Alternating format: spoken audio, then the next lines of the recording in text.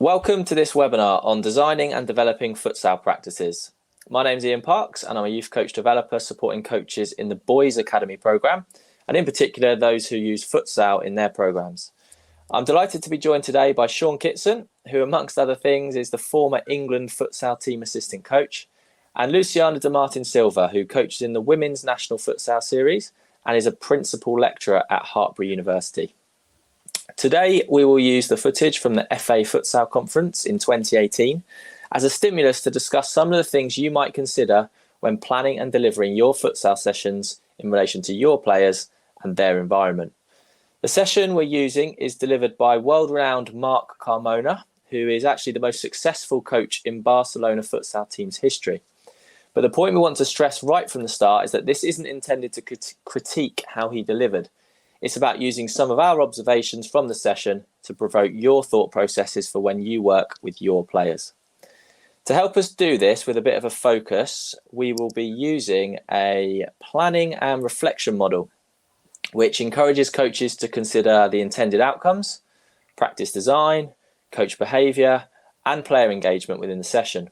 It also reminds us that sessions should be linked and planned over a period of time, and this is certainly something to be aware of, bearing in mind the amount of time it takes for players to know, understand, recognise, and then start to apply even just one small part of the game. The other model we will reference today is the 6 capabilities of developing skillful players, which outlines the importance of observing and coaching these 6 things if we want players to perform a skillful action. So we're looking at their positioning, their movement, techniques, timing, deception and scanning, and these will no doubt feature when we start to discuss the intended outcomes Marc was looking for in his sessions.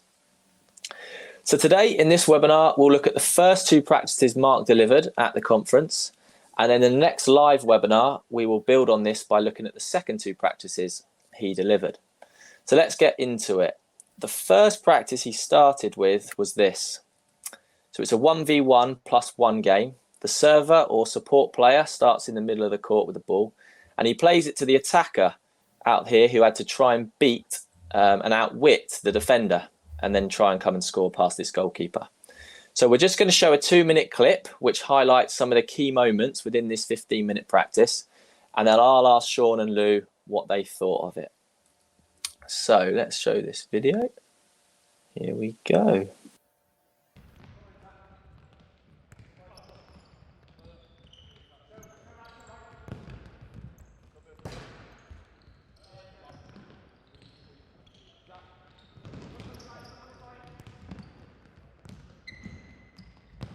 Stop, please, stop. Well, my first vision is I'm not achieving that I want. Why? Because finally you are using the 1v1 always. I don't want 1v1. I want move, I want backdoor, I want feint, I want run ahead the defender or behind the defender. You understand me? So, as a coach, what can I do to achieve my objective? For example, only 1 touch here. Stop. The futsal is for liars, guys. It's for liars. I have to show the opposite that I want.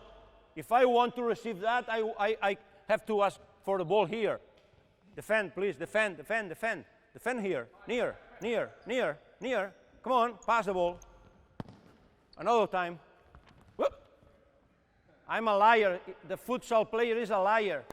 I don't want to play with, guys, I don't want to play so far. I want to play near because my main objective is to win the back of the defender. You understand? 1 touch here, 1 touch. Come on.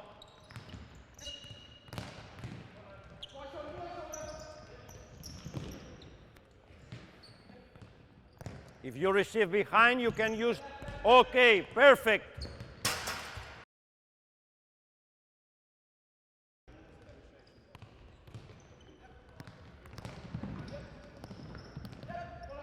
Very good. Very good, congratulations. Good stuff. Hopefully that gives you an idea and a flavour for what we saw. And it's probably worth mentioning that this practice was going on the same time at the other end in the other direction, but we were predominantly focusing on this just because that's where the camera was. So Siôn, good to see you. Luciana, how are you? Yeah, all good. Thank you. All good, Ian. Good stuff. Siôn, I'll come to you first then. We've seen that practice. Looking at that model we talked about, we'll start with the intended outcomes and then link to practice design, I guess. What for you were the intended outcomes of that, and how did that link to the practice design? Yeah, thanks, Ian. Yeah, for me, the intended outcomes is obviously he's focusing a lot about that movement off the ball. So we always talk about the 1v1 being on the ball, but here there's a 1v1 situation without the ball, and he's trying to help their understanding and their ability to apply some key fundamentals in order to exploit the space in behind that defender, create and shape opportunities and moments to exploit that space in behind the defender, which he terms obviously as the back door. In terms of the practice, in terms of some of the design principles that we can pick up and speak about here that coaches need to be thinking about within their own practice, is the practice representative? So this particular part of the game, this 1v1 situation, does it look and feel like the game? Is it got a sense of realism in terms of it having direction, in terms of the space that the players are operating in as well? Is it also in terms of the number combinations? Would we see this 1v1 on one side of the court? Yes, we probably would. We'd probably see it time and time again. And it's really important that young players are exposed to these types of practices, given that space is at such a premium on a futsal court. So in order, and this is where it links to the outcome really nicely, in order for us to be successful on the ball, we've got to do a lot of work off the ball as well. And I think it's also important just to highlight around practice design, are players being exposed to lots of opportunities? Are they being given an opportunity to explore the practice? I know we've only seen a 2-minute footage there, but there was sort of 5-10 minutes of players being able to have lots of different opportunities, different passers, different defenders, different circumstances each time, which is obviously fine-tuning their technical and tactical skills. Yeah, very good. Like I said, it was going on both ends, wasn't it? So that it gives further repetition because they get more goes. Really good. You started to touch on some of the technical and tactical bits there. Go on, give us a bit more on that link to the 6 capabilities as a framework. Where did they sit within the practices and the intended outcomes?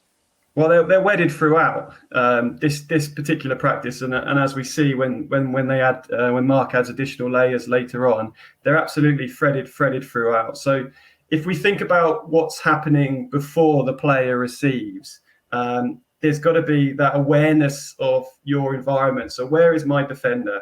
Where is my support player in this instance? Where am I on the court? So they need to be scanning. They need to be checking their shoulders. They need to be having an open body shape in which to get a bit of a gauge of what's going on around them before they receive it.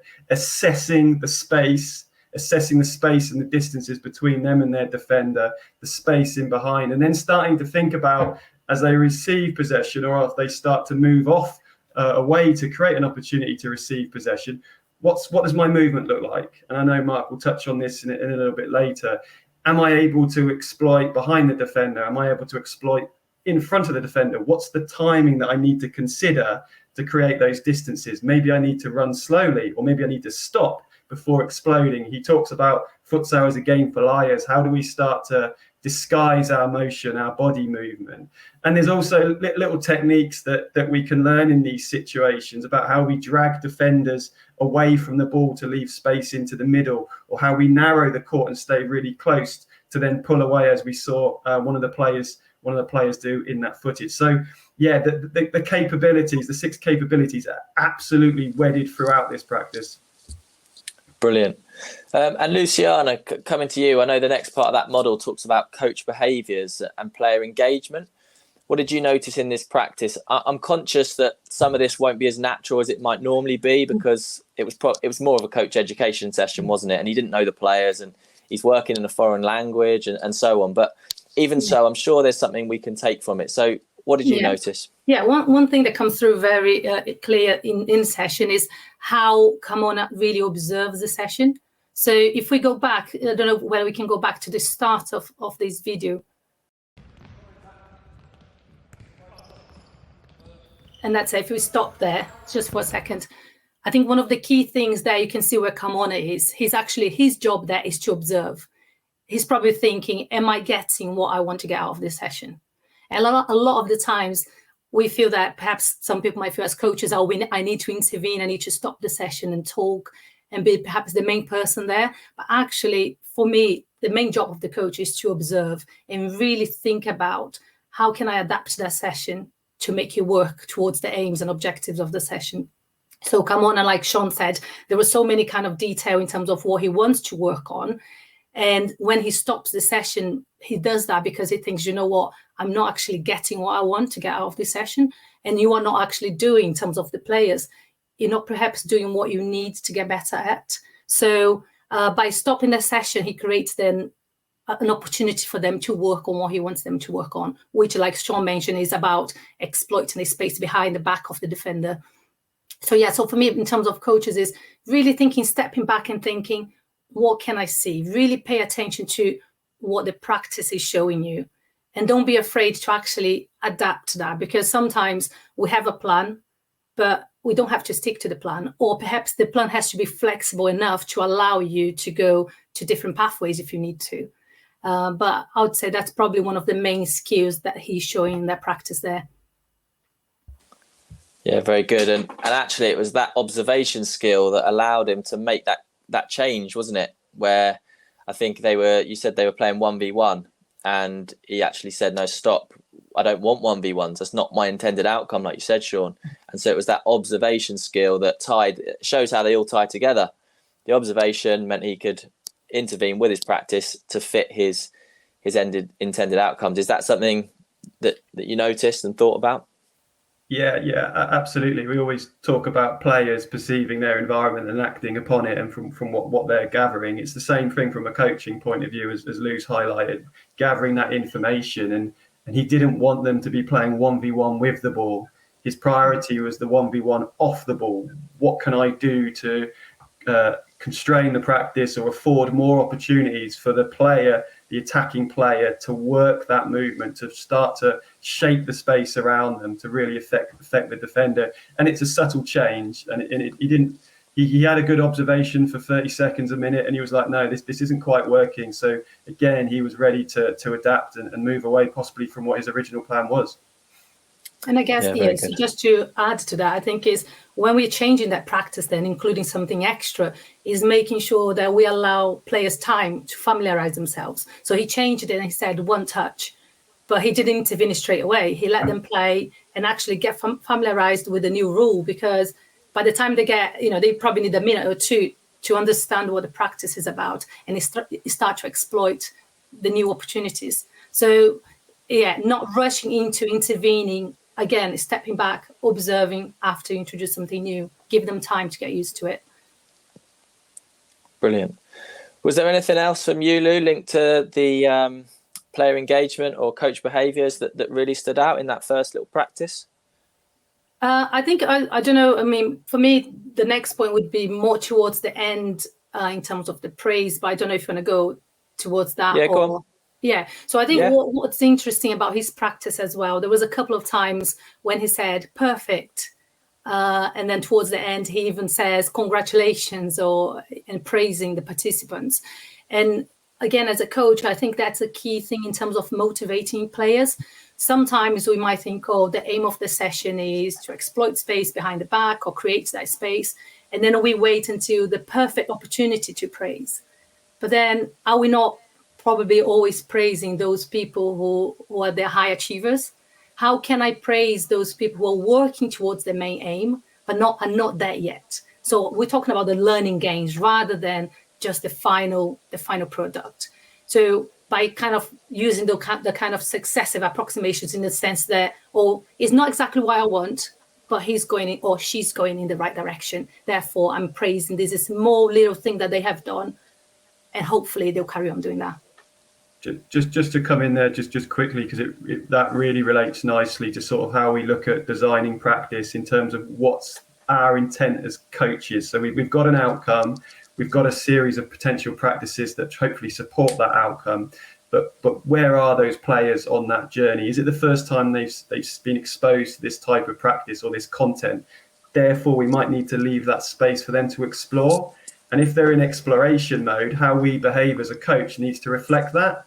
That's really important to consider. If it's something that's been something that they're quite familiar with, or the type of individuals, maybe high performing individuals at that point, then yeah, we might move along to something about, this is about execution, this is about refinement. And again, our coach behaviors and the way in which we intervene and interact should mirror that. So it's part of that design, actually, okay, I've got this practice, how do I behave as a coach? I think it's a really good example that Lou provides. Really good. All right, that's probably enough for that first practice to give a flavour of what we're looking for. We'll move on to the second one. Let me just bring up a slide, a still of what happened next, really, where he went next. And just added another player. So we've now got a 2v2+1 with the same objective, trying to score past the goalkeeper. Again, we'll have a little look at this in action to try and highlight some of the key moments from this. Bring the video up.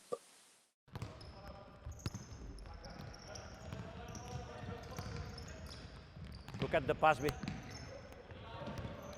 Yeah, no, don't worry. Stop. Perfect. The defenders are waiting your movement. No? I spoke with you about, you have to understand. You don't have to be automats. Yeah? You pass the ball to passer, you run here, and he is waiting. Where is the space? Yeah? So look. Learn, okay? Look at you have to pass ahead the defender, because they are rooting and they are waiting, and sometimes here there is pass, okay? Run! Because of that, I spoke about when we run. After or before to receive the ball. Yeah? Please make a pass. Rotation. Easy. Yeah? Make the pass. Rotation. In that case, usually this player wait for receive the ball. I insist, in that moment, if the defender is very near, I can do two things, or backdoor or run ahead. This is the movement that, in my opinion, is a good movement, is a worst thing for the defender, and the players usually don't use. We have to know why I can decide to run or to go to backdoor. What is the main reason? The distance.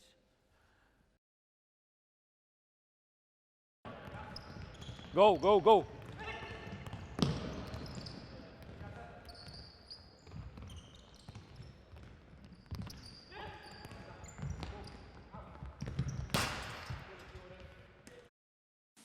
Okay, so again, hopefully gives you an idea. Siôn, I'll come back to you again, and I know you talked about the 3 R's on the first practice. Go on, tell me what your 3 R's were again. Yeah, so talk a lot about representation. Does it look and feel like the game, or a part of the game that you would experience? Is there relevance and realism within the game in terms of having direction, in terms of the space, in terms of the numbers of the players, in terms of the constraints that are part of the practice? Does that allow some realism to occur? And of course, there's the repetition element in terms of making sure that there's enough opportunities, and we talk a lot about repetition without repetition. So it's not just an identical situation. Each situation, the players are in different positions. It's different ball support player potentially as well, different defenders. So all these things throw up slightly different examples of the same practice. Yeah, that's right. So I think the FA use realism, relevance, and repetition. So very similar to the words you're using there. And would you say, I know you said the first one did have that, would you say that was still the case in this second practice, even though we've added a player? Yeah. I think there is. I think the outcome as well remains the same. It's just that you've got those additional players, that additional attacker, additional defender. And probably the realism also comes from the point that we don't see it in this 2 minutes, but he actually talks about, okay, how can the pair start to combine to perhaps exploit that space in behind, whether that be through some kind of combinations, parallel or line passes, or diagonal passes, or movement in relation to your second attacker.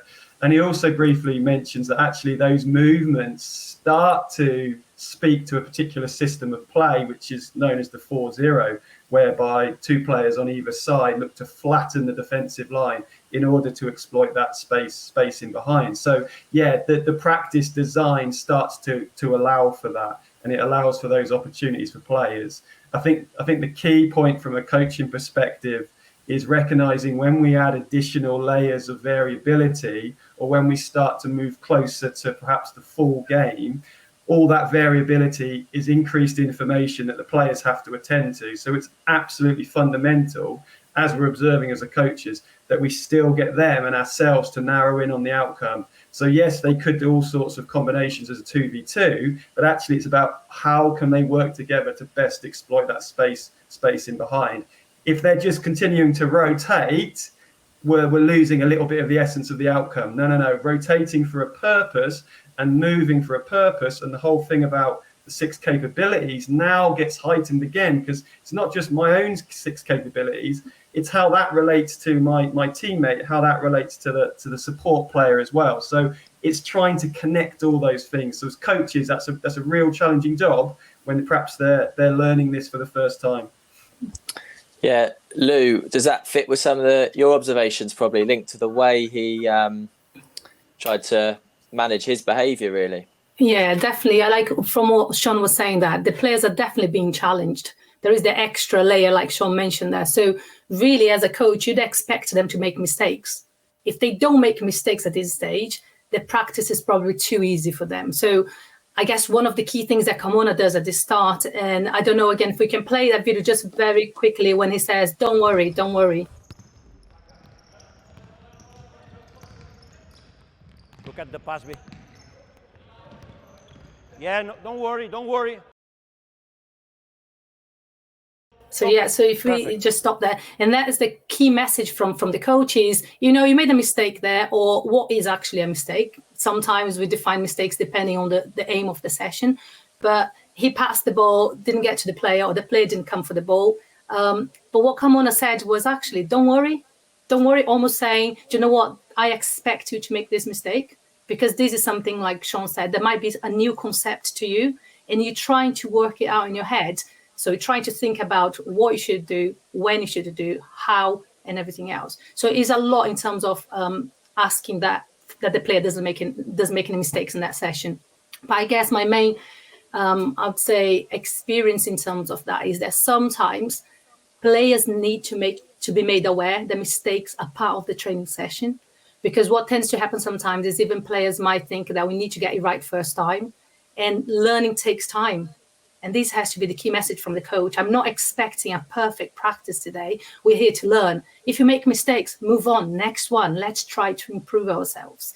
And that, for me, is one of the key, another key role of the coach as well. There were players in the past who came to me and said, as soon as someone punishes me for trying to do something and I made a mistake, so they punish me and say, oh, don't go 1v1 again, play simple. That player was saying to me, a really skillful player, saying to me, actually, it makes me not want to do that again.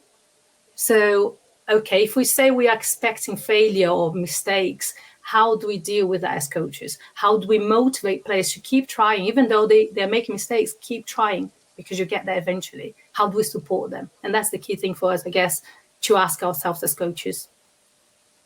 Yeah, and I think that reference, this model we're using just to help us focus, there was that bit about planning and delivering sessions over a period of time. And I mentioned that at the start, and I think that's what you're saying here. This is going to take time. This isn't a 15-minute practice, and by the end of it, that's it. All of this, go back to the relevance bit that, Sean, you're talking about. Work out what age is this relevant for, not just age, but stage. Where are they at in their futsal journey that they would start to think about how to do this, and it will take time. Sean, I know we were talking about the detail in the first one and the technical and tactical detail, and and Mark kind of stopped it there, the whole group, and went through a couple of bits. What's your take on the 6 capabilities in this practice and how it differs from the first one? Yeah, I mean, there's obviously synergy because, again, they're absolutely threaded throughout. But the big point that he highlighted here is the distance. So can the attackers perceive the distance between them and themselves? And at the right moment when they're close, consider, okay, how am I going to move? How am I going to time that movement to exploit that space in behind? So the big point he was trying to, I suppose, emphasize, the clever player is able to spot that opportunity, spot that space being really, really tight, that the defender's almost got too tight, that actually they might drop short to then pop in behind. So it's really important that the attacker can recognize that. Now, the trick here, if you've got 2 players potentially looking to do the same thing. So I think, again, going back to that point of perhaps some kind of block of practices over a 6, 8, 10-week period or whatever it may be, is it's really important that there's this connectivity between both of the attackers. So how are we working together to find that space? How are we starting to perceive the same things at the same time? How might our roles interchange? It might be that one player stops really short to allow a diagonal movement of the second player as they're set up in this situation that he's able to receive in front of his defender. It might even get to the point where actually they can work slightly differently, where we start to look at things like blocks and screens, where actually the first attacker might move towards the second attacker's defender to create space in front of them to receive. So those are then some of the different techniques that as a coach we can start to observe depending on what we're trying to get out of the practice. But yeah, I think the key bit is just remembering what we're trying to achieve in terms of that outcome, and for each of those individual players, what are the which elements of the capability should we start emphasizing? Actually, they're really good at getting an open body shape, but actually they're picking the wrong direction or the timing of the movement. So it might be that they're going off too quickly and not allowing those distances to narrow between defender and attacker. It might be that they're not particularly good at the disguising it and really need to emphasize moving one way in order to go another way. It's little things like that the coach can observe and start to impact players on an individual level, not just the collective. Yeah, and picking those off one at a time and not trying to do them all at the same time. Again, over a period of time. Go on, Lou, you were going to say something. It's really interesting how he facilitates us in a way that he's not giving the players the answers, but he's walking through with players. So it's almost saying, well, why am I saying to you that running in front of the defender here is the best option? Why, in this case, running behind would be the best option? Or why receiving the ball in this case would be the best option? So he talks about space, like Sean was saying. So I guess as coaches, again, is thinking about what's the best way to get a message through to players to help them with the process. We can't just assume that they know how to create that space, that they know how to make those decisions. So working on triggers such as where's the space, how close is the defender to you, becomes a really key role for the coach, again, in terms of getting them to really read the game and make those decisions rather than just rely on the coach for doing those. You can also see, you've got with that support player an opportunity to really affect the practice if you want. So it's kind of the players want to get back round and try to get back on the ball whilst trying to find that space and try to get in behind. Actually, there's no constraint on the ball carrier, the support player. They could just hold on to the ball 5, 6, 7 seconds and just emphasize and just allow that movement off the ball to take place. The support player might go, do you know what? Movement's not good enough. I'm just going to keep hold of it and just allow them to go again. So we're really honing in on the positioning and the movement and those 6 capabilities of the players without having to worry about the ball, and allowing the coach to really observe what's going on with those movements and how they're moving as a pair. Yeah, because Sean, there was a time, I guess, when they start moving and they don't even try and read the game anymore. It's almost like becoming robots because they're just moving around because the coach said that's kind of what the movement is like. But then when the player stops making those decisions, that's not what we want as coaches. So it's how can we get them to understand the whole, but also to really pay attention to those key kind of triggers that will help us with decision making. So yeah, agree with that. It's a really good point, because you can end up as a coach watching a game of futsal kind of just being mesmerized by all the movement and all the variability, and it's trying to strip back and work out, okay, our intent here is to explore this practice. Our intent here is to gain some understanding. But as a result of that, where do I want to get to? What does success look like? Is it about, for example, just getting their body shape so they're able to perceive that space? Can I get them with open hips, open body shape? So the first thing is they've got a better idea of the space around them. Because if they rotate with a closed body and back towards the opposition's goal, they'll never see that. So maybe that's the success. How we come back round so we can see the game. That could be it. That could be the outcome that they're looking for. Because then next time, now we've got that, how can we add out? Okay, now we can see the distance between our defender. Here's the opportunities to move in front or behind. So yeah, you're absolutely right. I just thought the interesting thing was sometimes they forget about the 1v1 bit. As soon as you add that other player, you get wrapped up in the 2v2, and there were still lots of opportunities to just beat your mate or your opponent in a 1v1 and almost not worry about the mate. But as soon as we put them with someone else, it's difficult. It's really, really tricky. Look, I'm conscious of time, and we've talked about quite a lot there over that 25 minutes or so. Just try and bring it to a close with a bit of a summary from you each. If you had to summarize your 1 or 2 top tips that you'd give to coaches when they're planning and delivering in their own environments, because we stressed it from the start, this was one practice by one coach with a set of players, but it's how people take this to work with their own players. What would be your kind of 1 or 2 top tips? I'll come to you first, Lou, on this one. Yeah. So for me, the first one is really that noticing aspect, the observing. So take the time to really observe practice and then adapt accordingly. So don't just stick to a plan, just try and adapt to that plan as you see fit with the player's needs.